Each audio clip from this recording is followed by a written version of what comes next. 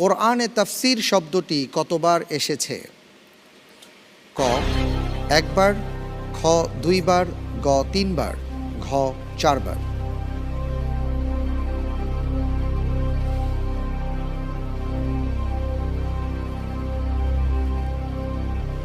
আল্লাহর উপর ভরসা করে বলছি ক 1 বার। 1 বার লক করে দেব।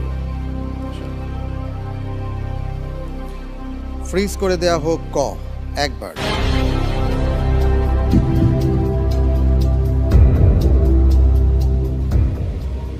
আপনি যে উত্তরটি দিয়েছেন, যদিও এই প্রশ্নটি ছিল পরিবর্তিত প্রশ্ন এবং 11 নম্বর প্রশ্নের উত্তর, আমি দেখতে পাচ্ছি আপনার উত্তরটি